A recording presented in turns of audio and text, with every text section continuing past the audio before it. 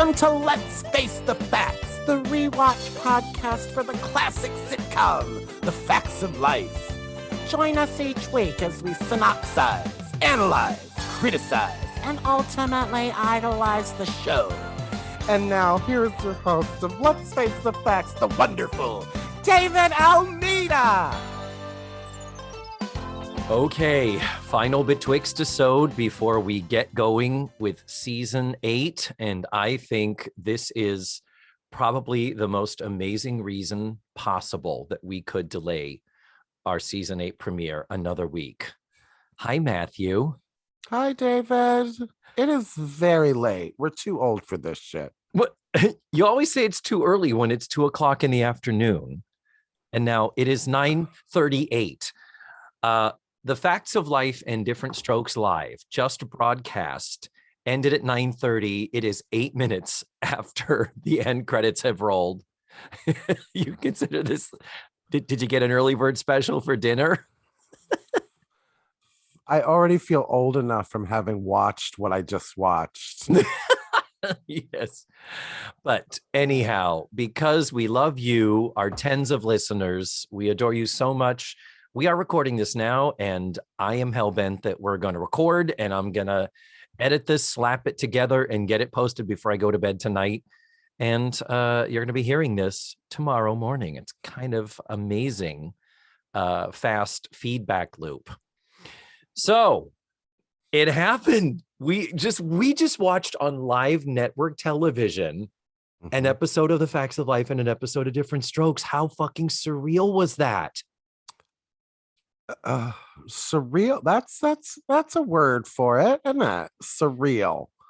Well, just who'd have ever imagined these shows would have the staying power that they would revisit them? I mean, All in the Family and, you know, the Jeffersons and all those are, I feel like those are bigger name shows than I perceive these to be.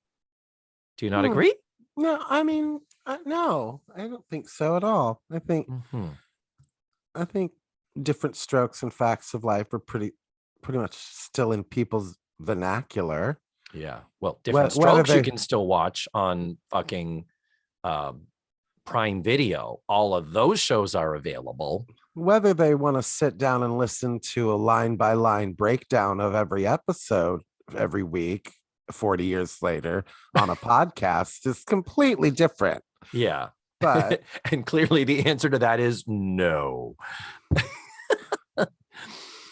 But let's get to it. I mean, overall, general thoughts. I loved it. I had genuine laughs. I didn't know the Diff'rent Strokes episode. I probably saw it the first go around, but I didn't really remember it. But The Facts of Life was, well, let's do it. The Facts of Life was first. And they did season 3, episode 20, as predicted, because of Jennifer Aniston holding that pink box in the publicity poster art. It was Kids Can Be Cruel, season 3, episode 20. Yeah. And then Diff'rent Strokes was the second. I wondered which would go first, but after reading the article you sent me today where Norman Lear said the initial idea all came from Jimmy Kimmel saying, I want to see Kevin Hart play Arnold. So clearly in their mind, Kevin Hart was the front and center star that they wanted to highlight. So therefore, Diff'rent Strokes went last. And in that, they did season 1. We knew Mrs. Garrett was going to be in it. Season 1, episode 16, called Willis's Privacy. So yeah, I loved it. Do I think it was perfect? No. I have some notes. I know that shocks you. But what was your overall? Like with all things, like reboots and shit, we've had this conversation a million times, and I don't want to yuck anybody's yum at all. But I just, when it was over, I was like, that it happened. I think it was theatrically a mistake to put that Diff'rent Strokes episode on after Facts of Life. I think the evening would have flowed better with the dramatics that happened in that episode by going with Diff'rent Strokes first and then Facts of Life. Yeah, I thought Facts of Life was a funnier episode. I would agree. Yeah, Different Strokes is not a strong episode for that show, but it is the episode with Super Arnold. And clearly they were like, okay, if Kevin Hart's going to do the character, he has to do the episode where Arnold is pretending to be a superhero. And yeah, it's a lackluster show in it. It's we don't even need to talk that much about the plot of the episode, but it's the one where Arnold and Willis are fighting, and Willis is like, I need some of my own space, and they divide the room in half and hang up a sheet, and it's like, TV tropes. Yeah. But yeah. But okay, did you not get any enjoyment out of this? Did you not find it interesting at least? Sure.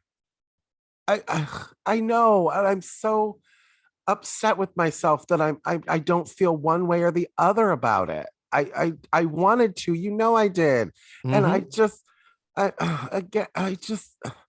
my one note was it was interesting on the Facts of Life episode to see actresses who are good actresses who had the experience of being in their 40s versus being teenagers. But I wrote down Joe understood the assignment. I will say that about her. Sure. I think all the girls understood the assignment. Ann Dowd was creepy. I think she was. Oh, really? I think she was fine. But I don't know if anybody ever told her that Mrs. Garrett was supposed to be ridiculous and over the top. Like, yeah. I mean, she played it so sincerely that I was like, well, there's fucking Meryl Streep playing Mrs. Garrett, I guess. Yeah, and her take on it was older. It's interesting because Ann Dowd is older. She's 65, and Charlotte Rae had already left the show before she was 60. But she had a much more old lady type of a delivery to it, like a rounded. I think of when Carol Burnett used to do Shirley Temple, and she would do a voice like this. And when I think of Mrs. Garrett, particularly in the early seasons and in Diff'rent Strokes, when she's being sassy, I think of Charlotte Rae as kind of really pushing the nasal thing. Oh, Arnold and girls. So it was just a different sound. And here's the thing. It was, if you're going to do these, and again, I'm torn. I have no strong emotions either way. Do I want them to camp it up? Yeah, it's weird. Do we want it to be like drag queens doing a real live stage version? Do I want it to be like the rerun show where because like I was like, they're missing the laugh on Buying My Box. The fact that they're all in their 50s, like why didn't anybody at the table be like, are we really not gonna hit Buying My Box? We're not gonna like wink, wink, wink, nudge, nudge. We're all in our 50s, it would be, but like, so. But that's the innocence of the show. I guess you're right. It's a weird, and they do have moments where they did step out, but they were very few and effective because they were not overly playing that. I wrote down at the end of, and as much as I hate him, Kevin Hart was wonderful. Wasn't he though? And he was so good. The sincerity in that speech to God at the end of that episode, that's where I became torn. I was like, well, I would have been mad if he was mugging and being Kevin Hart the whole time. Yeah. But now I'm like, oh, well, he's just playing it. Okay. It's just a different interpretation. It's like, we got this Friday, a new movie version of West Side Story is coming out. So they're certainly not going to be camping that up. It is weird because I think since really and truly, it's all nostalgia. That's all this is about, is nostalgia. So is it, if they do it too sincere, then it's like, well, then why do it? Why didn't they just rerun the original episodes? Right. But if they camp it up or fuck with it too much, then we're like, well, they're not honoring the material, and they're shitting on my childhood kind of a thing. Yeah. Yeah, it is a weird thing. I think they got the tone right. Okay. I think they did, in that there are the rerun shows, there are spoofs that, that's what SNL and Mad TV and all those are for. And I'm sure there's tons more. I'm sure there's tons more on YouTube that we could pull up if you want to see a literal spoof of the shows. But this was nice because the sincerity of the production was also showing reverence for the original material, for saying that we know only middle-aged gay guys are tuning in to watch this. So it's, we're not going to alienate that audience. And women. I mean, women watch The Facts of Life. Did they? Okay. Okay. So do you want to start kind of going through it? Yeah. Well, the good thing is we've already done this episode. By the way, the guest for the podcast where I did the episode was Paul Padilla. Hi, Paul. And it was episode 49 of this pod. We are now up to episode 164. It was season 3. It was a long time ago. But first of all, the writers, we've already dealt with that. James Burrows directed both of the episodes. James Burrows, of course, best known for Cheers and Will and Grace. I mean, veteran god director of modern television. The show was introduced by Jimmy Kimmel and 99-year-old Norman Lear. And his fucking ponytail. That's the next get out of my head. That's my next note. I guess you're 100. Okay. I don't want to dwell on it, but I agree with you. It's like, so you have to comb that back and fasten that back. You're 99. Don't you think your energies are better spent elsewise? Come on. So before they start, Jimmy Kimmel does say to Norman, what, do you have any wisdom? What can you tell us? Have you learned in your 99 years? And he said, pretty much 2 words, over and next. And he said, because when it is over, it's just fucking over. And they didn't bleep it out. The sound cut out. So clearly they had their 7-second delay for live television. So, but how interesting, over and next. It's like, what at that late stage of your life to have that as your philosophy. Like, over and next could be a younger person's philosophy because there's time for there to be the next thing. Well, I think he's saying that's what got him to 100. Maybe knowing like when it's over, it's over.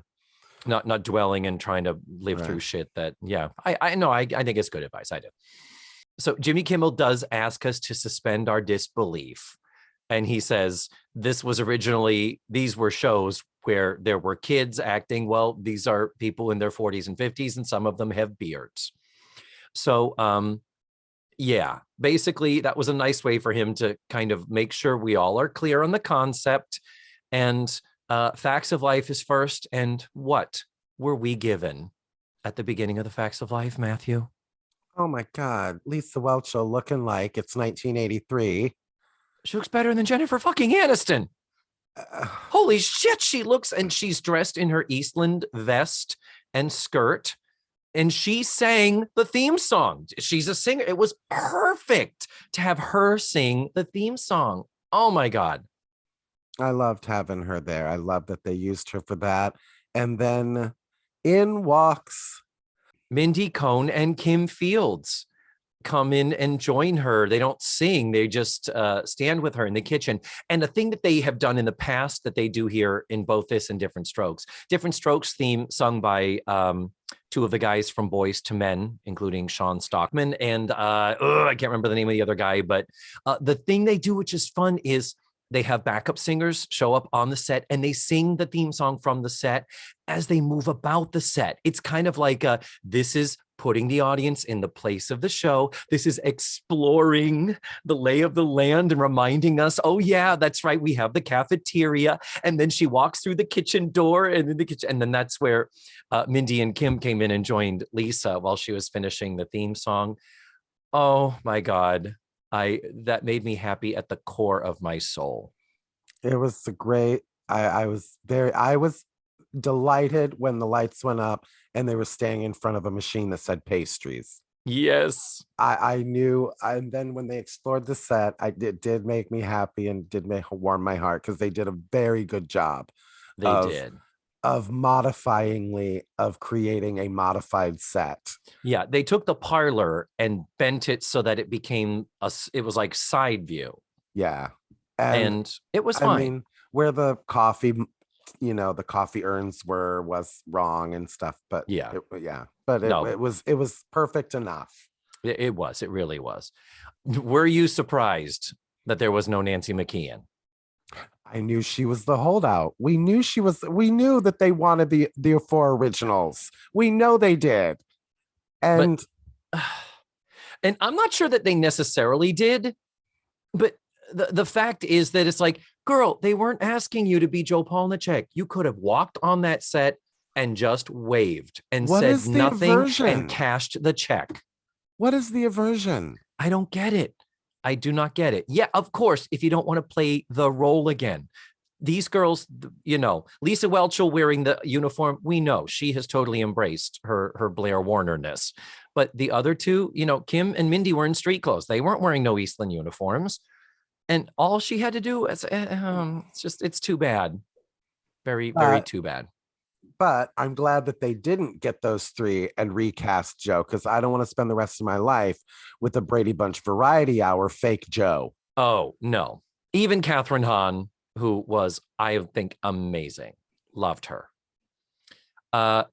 This was a great choice of episode. It had a lot of things going on for everybody. I really think it was a good choice because it was funny. It had conflict. It had room for the guest stars, which we'll talk about in a minute. The only thing you could say about the episode choice is not a lot for Joe to do. Joe was really kind of a sidebar Eve Arden character here, and Tootie as well. And they even added a couple of things for Tootie, which was kind of fun, just to make sure it's like, okay, Gabrielle Union's kind of fallen to the wayside. Why do we even have her here?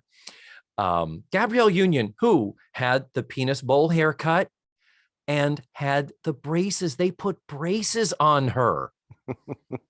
Unbelievable. But for those of you that don't remember, Kids Can Be Cruel is the episode where they're having the auction with the dinners that the girls pack. Blair has packed up a lunch specifically so that this football lunkhead guy named Dink Lockwood. We had a long discussion about the word Dink and the name Dink. There's a good moment. At one point, Mrs. Garrett walks in and he says, "Hi, Mrs. Garrett." And she just goes, "Dink." There was a double entendre going on there where it's like, she just fucking called him a dink. That was kind of awesome. And Dink is trying to buy Blair's little pink box. Like we never. Okay. I'm glad I wasn't in the room where that happened, because I would have been like, really, we're gonna pass up this joke. We're gonna pass up this wink and a nod about Joe not wanting any guy near her little pink box. No, okay. Militantly opposed. Yeah. Wow. Okay. Yeah. So of the surprise guests, we knew that Jon Stewart was going to be on the show in a surprise role. And it was like, well, if they're going to do Kids Can Be Cruel, likely he'd be playing Rocky, and he did. We'll get into Jon Stewart in a few seconds here, but were you surprised when Will Arnett showed up? I was. Why? Why was he there? And Jason Bateman. Jason Bateman looked 80 years old with that wig on. Yeah, he looked like a hobbit. And we're not talking Elijah Wood Hobbit. We're talking Ian Holm Hobbit. Oh, he looked like an old man. It looked like in season, I believe, 9, when Fabian shows up on the actual Facts of Life, playing his younger self from 30 years before. God, bless his heart.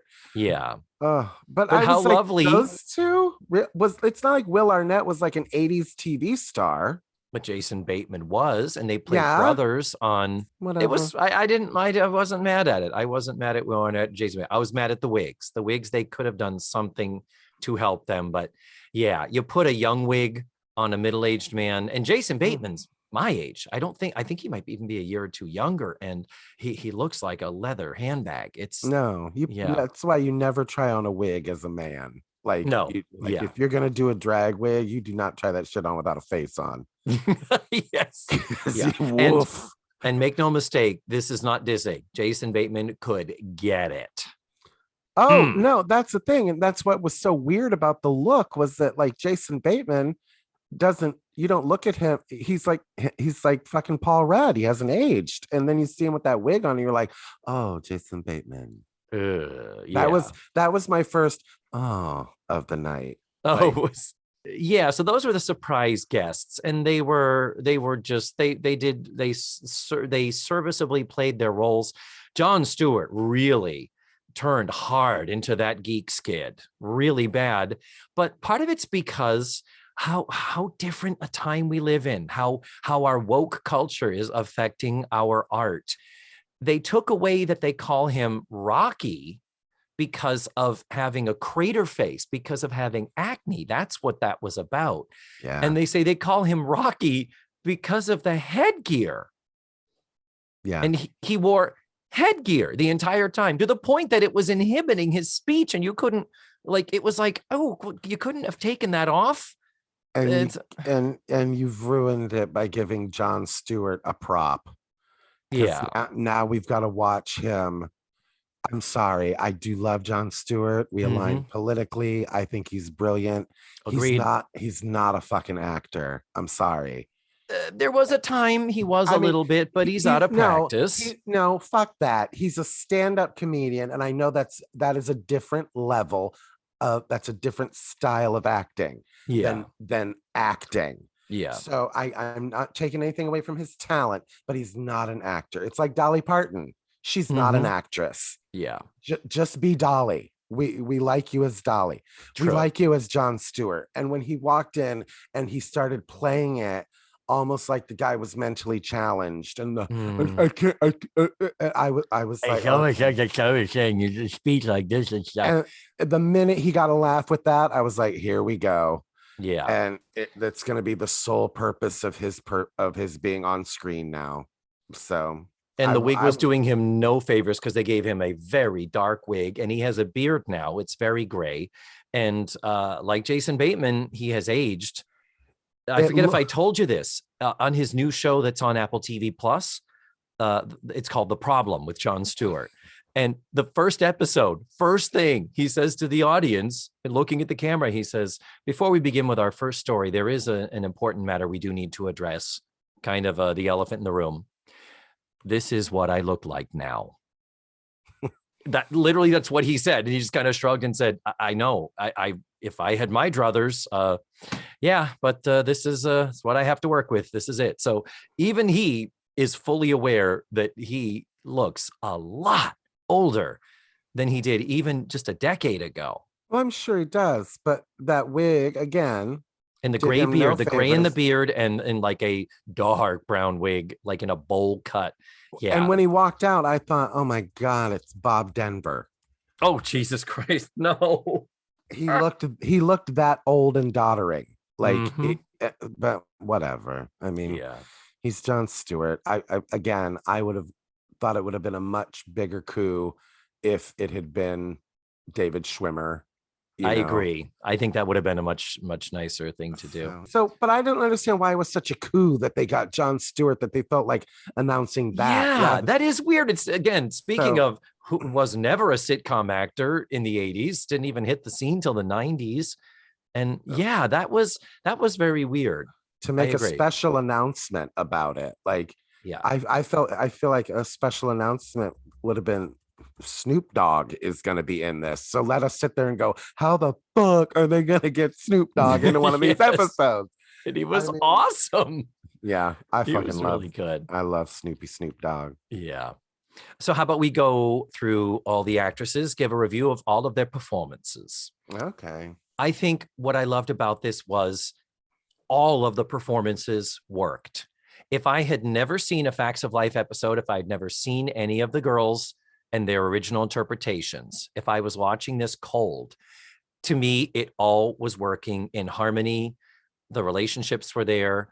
The interpretations were different, but appropriate and compatible with the material, with the ensemble. And that's why I think I'm happy about this, because watching the All in the Family, you just can't get past Woody Harrelson doing a half Carol O'Connor impression. I never could get past that. But with this, because it was more ensemble and no one person had to pull the weight with the performance, I genuinely loved them all. All in the Family was such a, looking back, a cartoon, for God's sake. Mm-hmm. So again, is he going to go out there? I mean, Gene Stapleton created that character. Is Marissa Tomei going to spend the whole time like pretending to be Edith Bunker and annoy the shit out of us? Because she's not going to. Anyway. But, yeah. No, the girls, I think, like I said before, the girls all understood their assignment. And I think it was the right choice for Ann Dowd to play it so sincerely, because otherwise it could have, it's so easy with Charlotte Rae to go into Paul Vogt. Mm-hmm. It's true. It's so true. And we should have asked him if they called him. I meant to send him an email.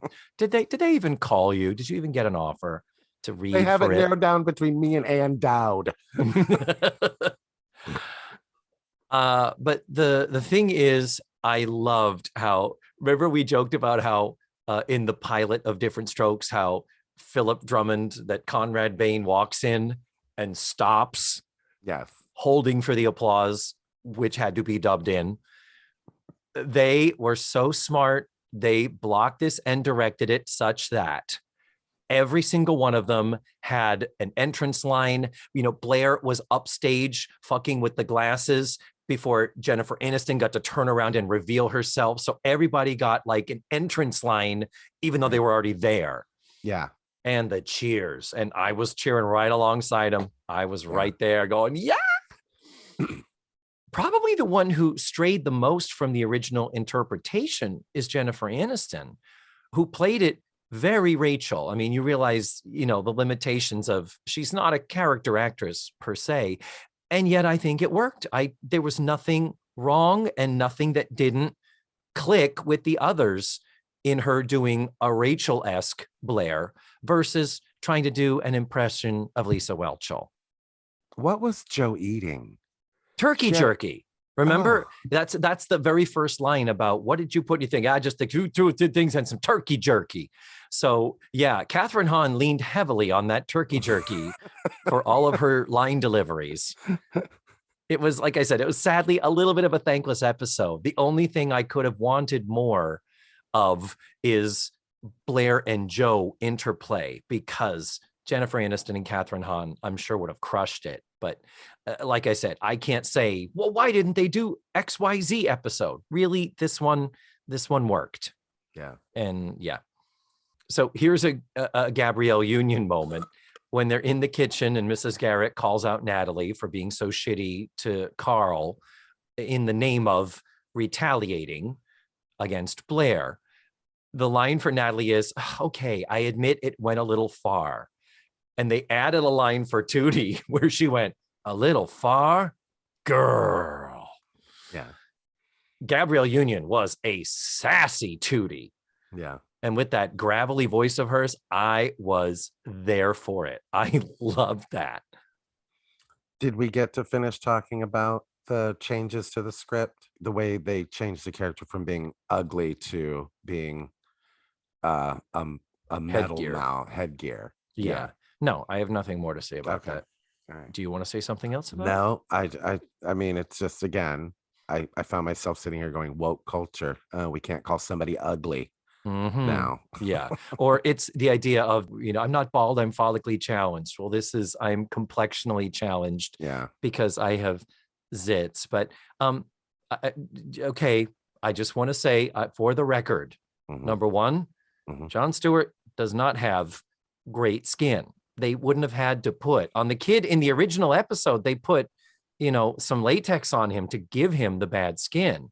But so they wouldn't have had to cover Jon Stewart's face, number one. And number two, the title of the episode is Kids Can Be Cruel. Mm-hmm. At the end, he gets what he wanted. And there's that lovely moment. I do like that they, and by the way, they drew out each episode to 45 minutes. They added a lot more commercials. But at the very end, when Blair and Rocky are eating the meal together, they do a little thing of like toasting with the croissants. And then he tries to start to eat it with the headgear. And she says, no, wait, let me. And she pulls off a little piece and feeds it to him through the head. It was a kind of a cute, like, okay, that was making some lemonade out of lemons here. That was cute. You heard what she said as she did it, right? No. Honey, she held the food in his mouth and she went, no, I got it. I'll be there for you. Oh, I didn't even catch that. Oh my God. Holy shit. Wink, wink, nudge, nudge. Sign more. So one of the things that I really did enjoy, again, we are actors in the theater. We are stage actors, you and me. And we love an audience. An audience makes all the difference in a performance. There is no performance if you don't have the audience. So the fact that this audience was so jazzed and so invested, so that when Jon Stewart would do something pathetic, you'd hear, oh. When he actually wins the bid over Dink, the audience actually cheers that he gets to be the one to eat with Blair, that, it's a win for Rocky. Yay. Well, and something like that, and especially with a sitcom like that, I think the audience is one of the characters. So I wouldn't be surprised if there was somebody holding a "aw" sign. Oh, maybe there was. Yeah. So I have nothing more to say about the episode of The Facts of Life. Do you? No. Were you going to talk about Diff'rent Strokes at all, or no? Well, I do want to talk about it a little bit, but before we go there, the show ended in the parlor, in the lounge, and then at the end of that show, it dissolved over to the kitchen where Jimmy Kimmel was back there with Lisa, Mindy, and Kim. And he did a little quick interview, which was so nice to be like, what did you, he's like, what did you think? Come on, be brutal. Give us your ruthless review. Yeah, like they're going to say, it was. Right. No, we'll let two queens with a fucking podcast do that. Kim did take a moment to plug Adventures in Christmasing, which is her latest Hallmark made-for-TV Christmas movie that she's producing. She did sneak in a little plug for that. But he did ask them what they thought, and Mindy Cohn gracefully said, I think Charlotte Rae is looking down and toasting Ann Dowd right now, which was nice that they mentioned Charlotte Rae. Then Lisa Whelchel, he asked about what was it like being back there, and Lisa Whelchel said it was weird being backstage and making the entrance onto the set. That was her moment. Yeah. And then he says, Kim, you were actually on Diff'rent Strokes. Yeah, like, I noticed that. All three of them were on Diff'rent Strokes, dude. All three of them did guest spots. I wrote down, and that is when David's head exploded. That's where David started yelling at the screen. Yes.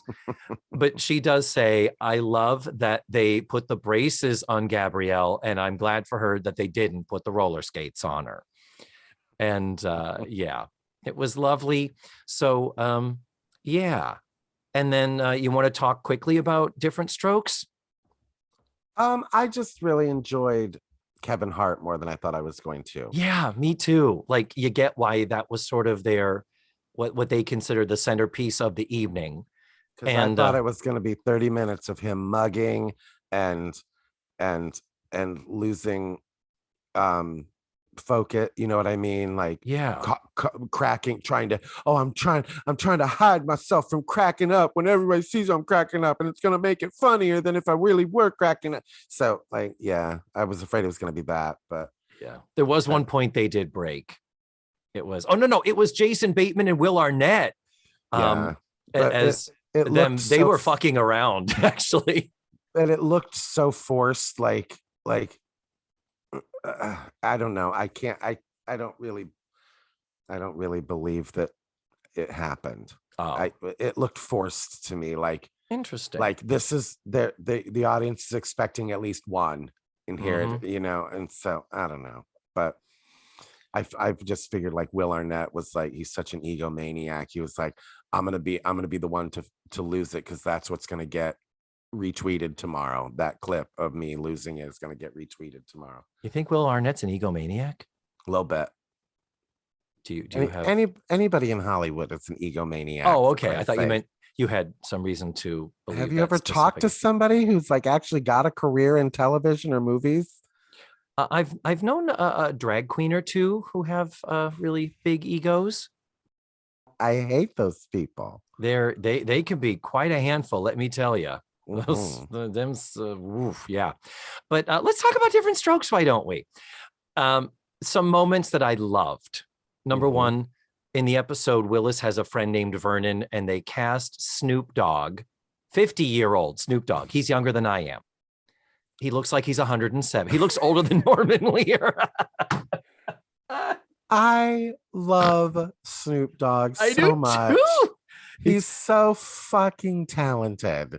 It's all about that voice. From the shit that man has been through to be the genuinely nice person he is.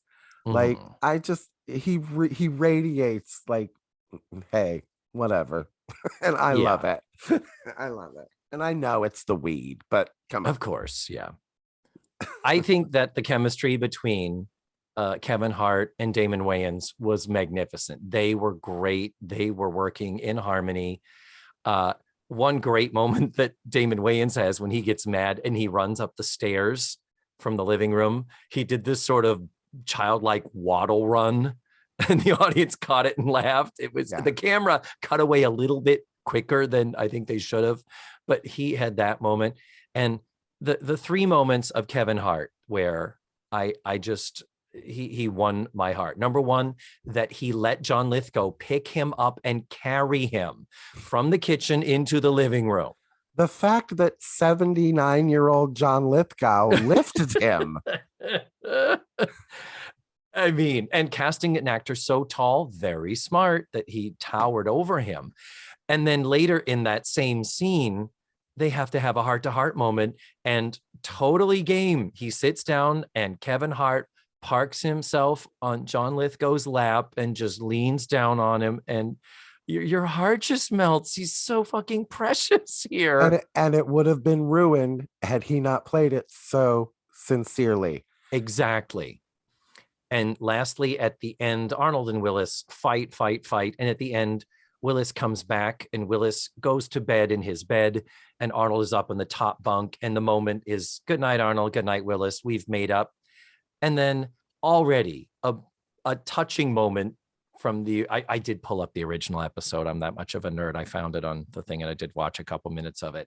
The episode originally ended with Arnold climbing down off of the bed and then basically almost like pig piling on Willis to sleep on. Like, it was one of those like, he's still going to be an annoyance.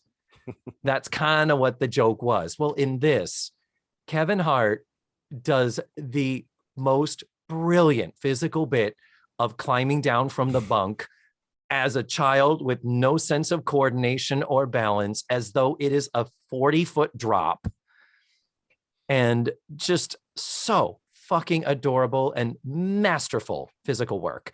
And then he goes down and he gets into the bed with Willis, but more hugs him. And it's an oh moment. It was a very sweet moment. And then they added the line, hey, Willis, how come Vernon always smells like weed? Did you watch the original to see if that was in the original? It was not. God's sake. I did have to look because I was like, was there another line there? What was it? But it was, like I said, it was a different moment where it was, oh, sweet that he wants to sleep with his brother, but also he's like almost on top of him, where you're like, oh dear, the crisis averted for this week. But but to add that line, I It was so cute. Willis does ask if he can have his own room, and Mr. Drummond. Oh, and by the way, season 1, they're calling him Mr. Drummond. I did look at the original script at subtitleslikescripts.com, and there's a lot more Mr. D and Mrs. G in the episode. In the original, they do, I think, once or twice say Mr. D, Mrs. G, but the rest of the time it's Mrs. Garrett, Mr. Drummond. So they kind of abbreviated that a little bit.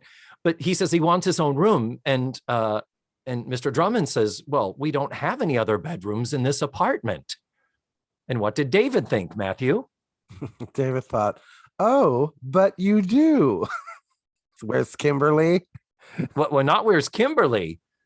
You couldn't use the jacuzzi room? Hello? Pilot, season 1, episode wrong. You have a fucking room, a separate room just for your goddamn jacuzzi. But it was handy that there was no Kimberly in this episode, that they didn't have to, and that's fine. I didn't think, but why didn't they pick a Kimberly episode? And we forgot the episode. What did I say?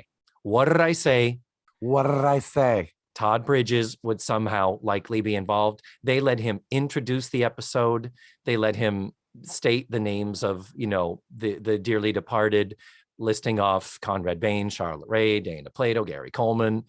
And, but it was lighthearted. It was really nice when he says, just before he finishes, he says, if you see me around, stop asking me what I'm talking about. Yeah.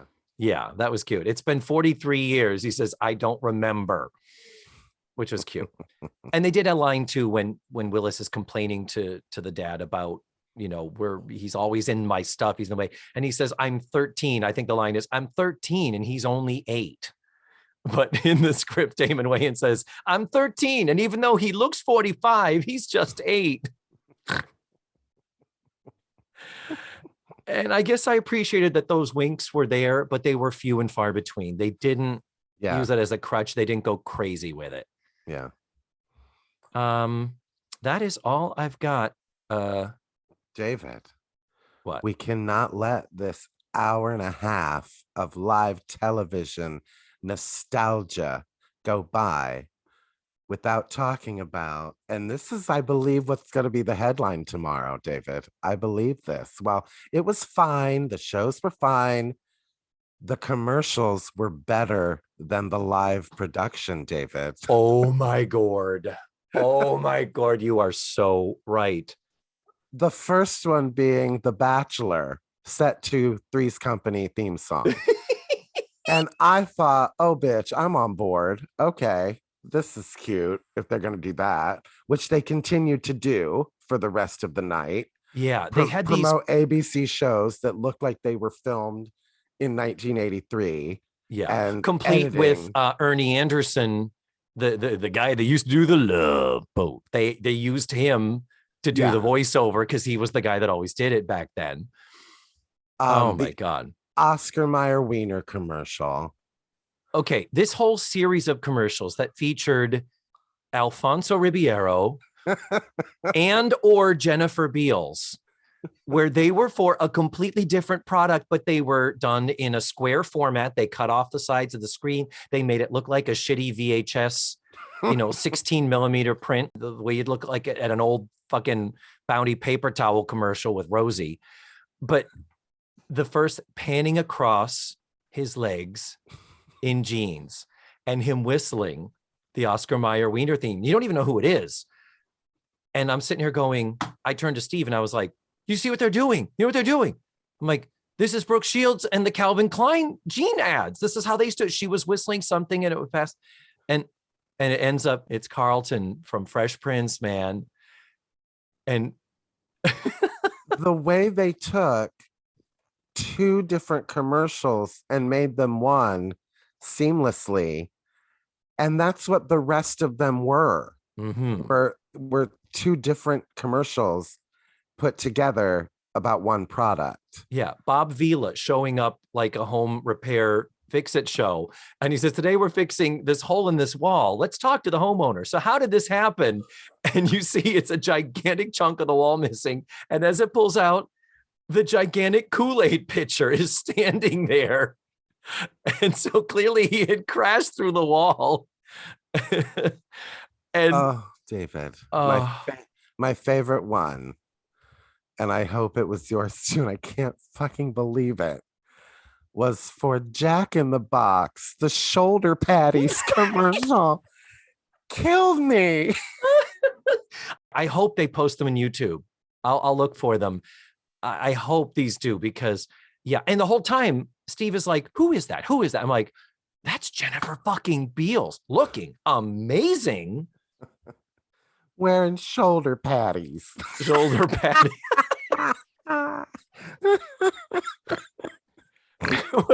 It was she gets in the elevator. Guys, what's that smell? Yeah. What was the original commercial that was based off of, though? That was like, it was like I remember a woman getting into an elevator, and was it like a Charlie, like a perfume commercial, or a Jean Naté? Like that Jean Naté. After bath splash.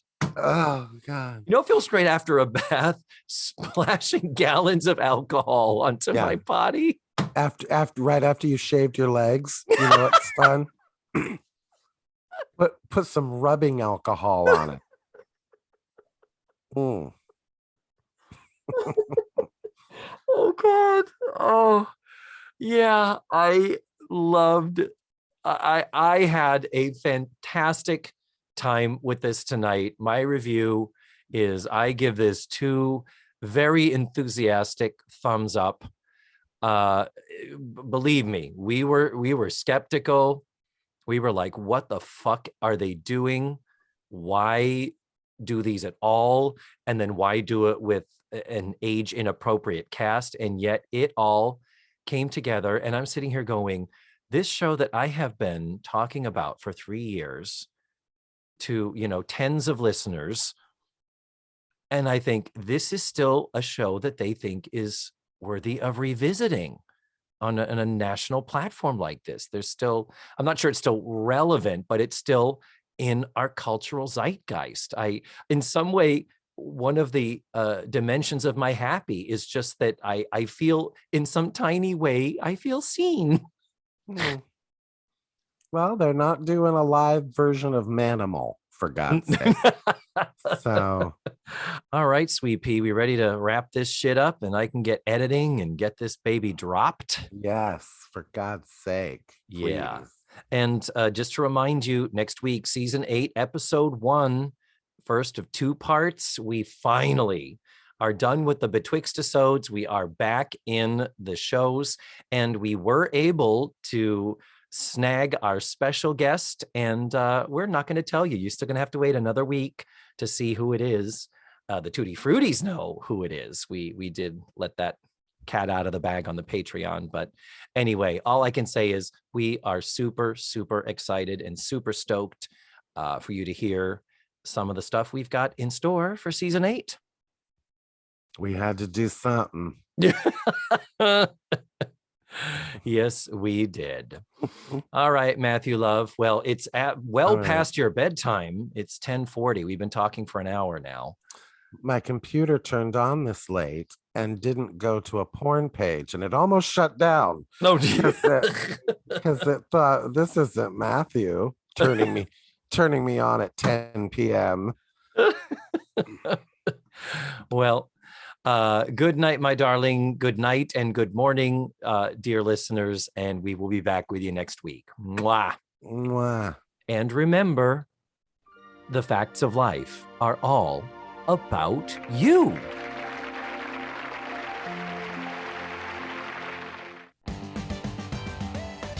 Let's Face the Facts was created, produced, written, hosted, and edited by the wonderful David Almeida. Our theme song was beautifully arranged and recorded by Ned Wilkinson. Please visit FaceTheFactsPod.com for supplemental photos and videos, links to social media, and ways that you can support the show. And don't forget to subscribe, rate, and review. This is Matthew Arder saying tune in again next week for another thrilling episode of Let's Face the Facts.